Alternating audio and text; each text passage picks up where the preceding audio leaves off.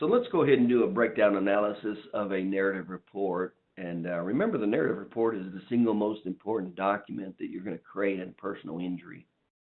So we want to pay a lot of attention to the narrative report. And some of the things we want to remember is we want to make it easy for the attorney. So we want to lay it out to where it's very easy for the attorney to look at and to read, and that they do not have to hunt and search for information. Now, another key point is we're going to keep all the first major section is we keep all the data together, or in the first part of the narrative report, or the first part of the narrative report is just the data, and the data is separated out so we don't mix categories.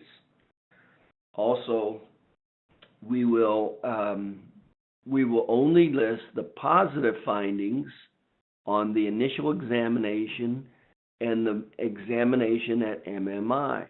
That's all that matters. That's all that matters. Everything else in between it's somewhat relevant, but not that important. What really matters is at MMI. That's what really matters. What was positive at MMI?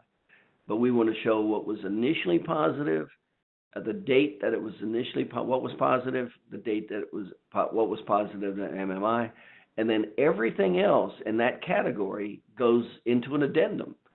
And remember, an addendum is you just start your addendums with A, B, C, D, and keep your addendum categories the same also. So in addendum A, it would only be that category. You would not mix 2 or 3 different categories of diagnostic tests.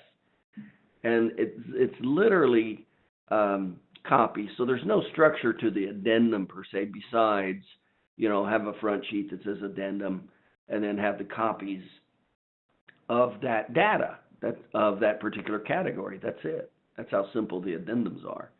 So it's not like there's any structure or you got to work on the addendums or anything like that.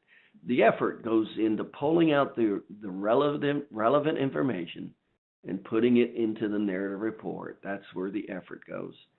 And then after remember the second part of the narrative report is the 12 steps to tell the story. So we want to go through each of the 12 steps to tell the story, to put the case together. And then remember, the 2 most important things in the narrative report are in personal injury is, number 1, was there an impairment rating? And number 2, how did it restrict or limit the person's activities of daily living? And then what's the prognosis? And then being able to tell the prognosis, how this particular problem is causing trouble, how and why, and what is it going to lead to? And that typically follows this in the soft tissue spinal injury case.